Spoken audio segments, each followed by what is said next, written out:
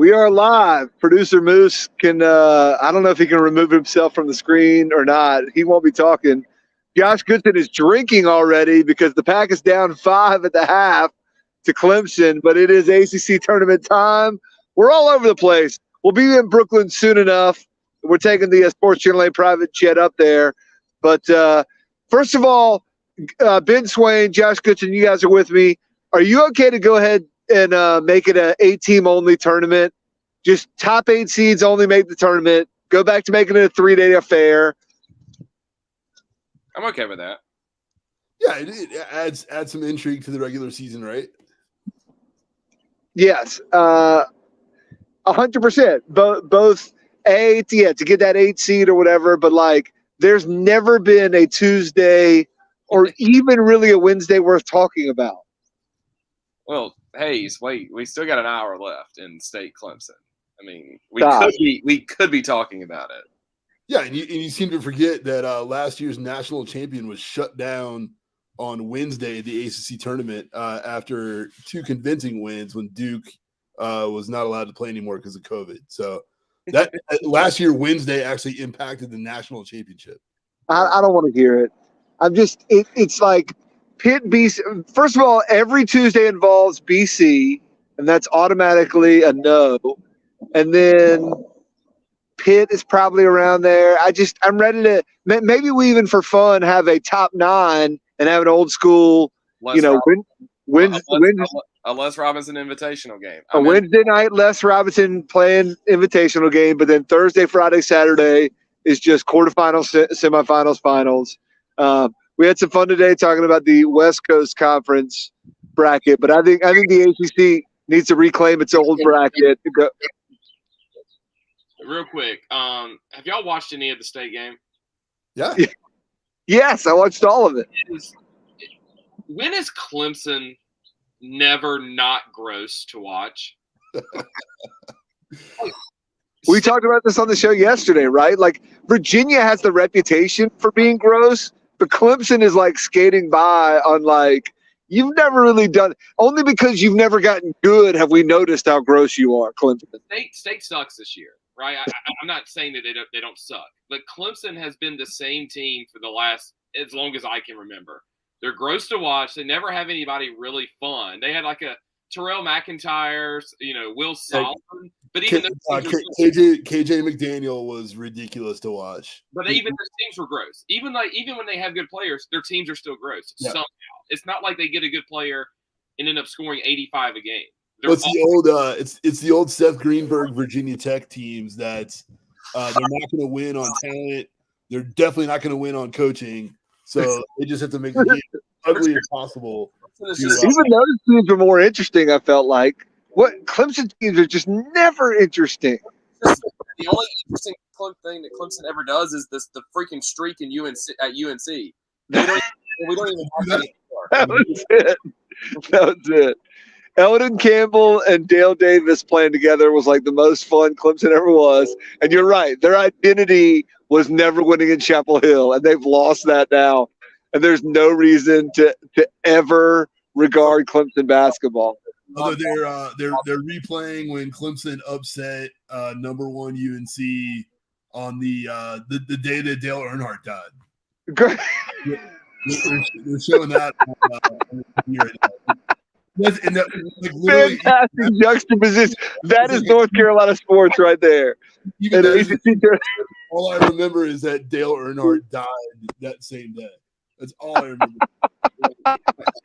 I would be okay with just kind of like, we can do the top 8 seeds in the tournament, and Clemson can never be invited. Yeah, what if Clemson is one of those top 8 seeds though? Like, just don't. If Clemson earns a top 8 seed, that means they're at least like somewhat interesting, or someone famous is going to die.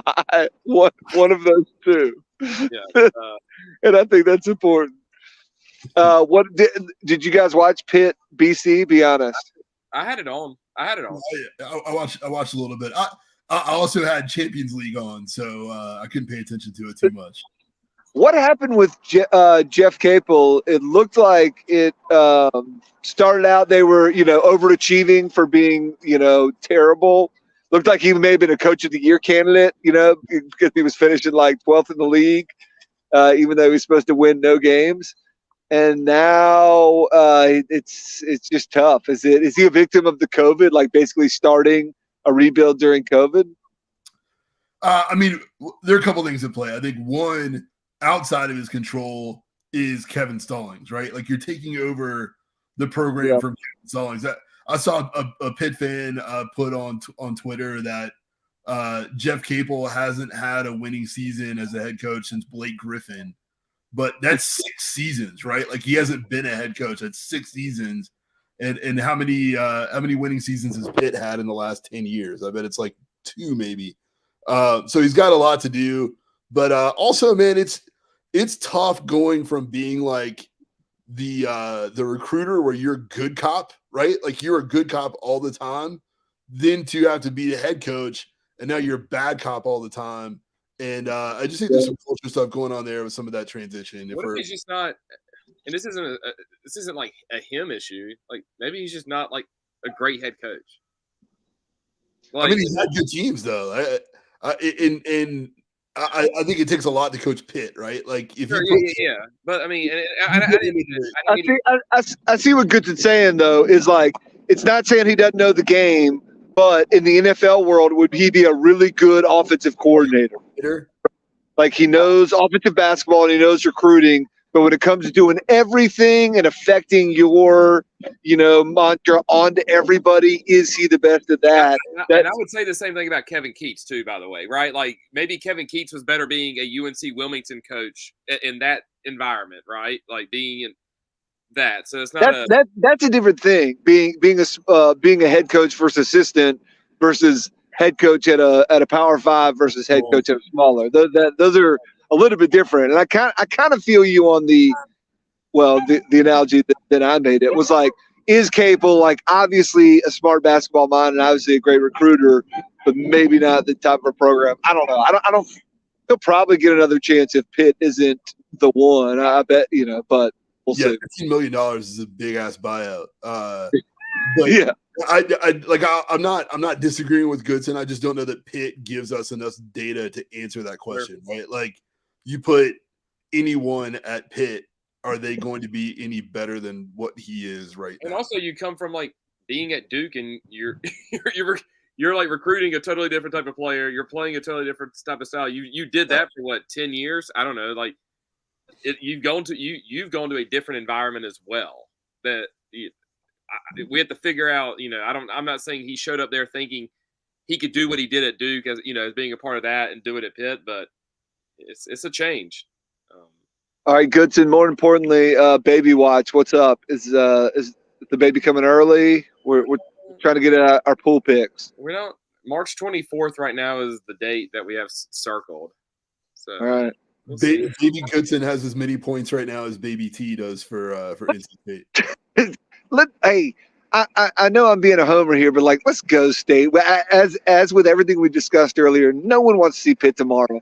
State is at least a game team because Terquavion or Sebron could go off for 40 and actually scare somebody. So like, let's effing go, Pack. Gross. Like, Clemson is gross. No one wants to see them play Virginia Tech tomorrow. No one wants to see State play Virginia Tech, but except for us. But I think that would be a more intriguing game. Somebody could go off for 40 or 50. What is it like? Terquavion could score 50. Like, let's cheer for that and let's go State. All right, producer Moose will take us out. If not, everybody will just jump off the broadcast.